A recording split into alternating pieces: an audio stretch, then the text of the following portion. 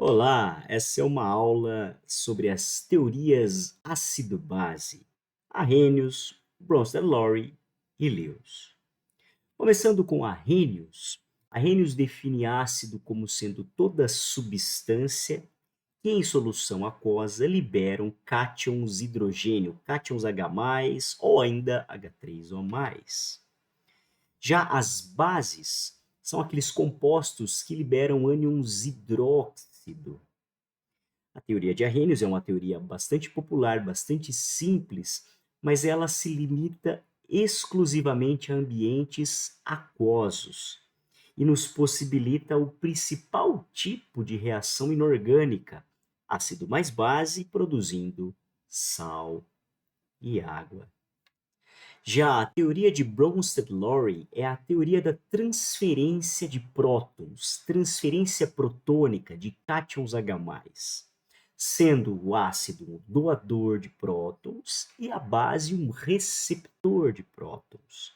Na teoria de Bronsted-Lowry, nós relativizamos acidez e basicidade e podemos entender a reação de um ácido e uma base de maneira reversível.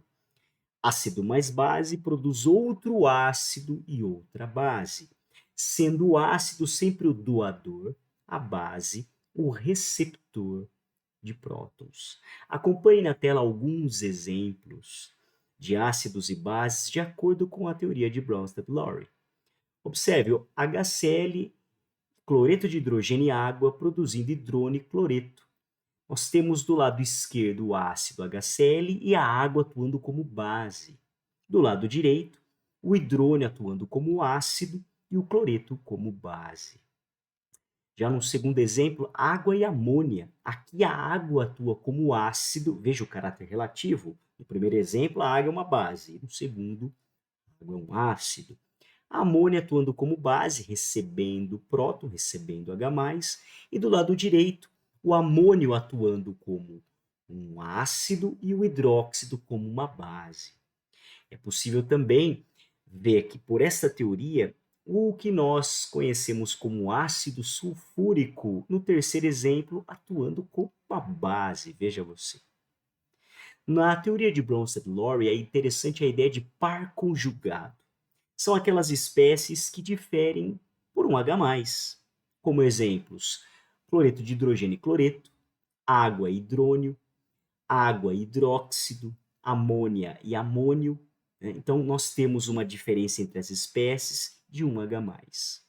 Também na teoria de Bronsted-Lowry é interessante pensar em espécies anfipróticas, que são aquelas capazes de doar um H+, ou ainda receber um H+. Muito importante é trazer a água, o bicarbonato, o hidrogênio sulfato, são exemplos importantes. E para finalizar essa aula de teorias ácido-base, a teoria de Lewis, que é a teoria da transferência eletrônica. Os ácidos receptores de pares eletrônicos, também chamados de eletrófilos, e as bases doadores de pares eletrônicos, chamadas de nucleófilos.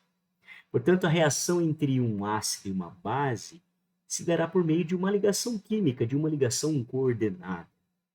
Acompanhe no exemplo o cloreto de alumínio atuando como um ácido e o cloreto atuando como base, sendo formado aqui um complexo.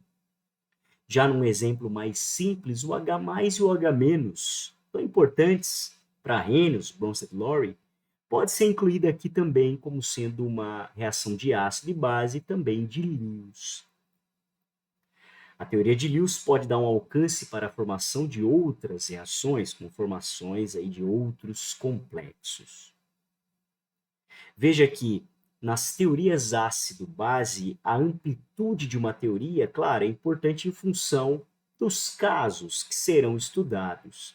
Sendo a teoria de Arrhenius exclusiva de ambientes aquosos, mais limitada, a de Bronsted-Lowry com um alcance um pouco maior, incluindo outros ânions que não sejam hidróxido, e a teoria de Lewis, incluindo ainda outras espécies que não H+, ampliando o conceito de ácido e base. Se você chegou até aqui, muito obrigado e até a próxima aula.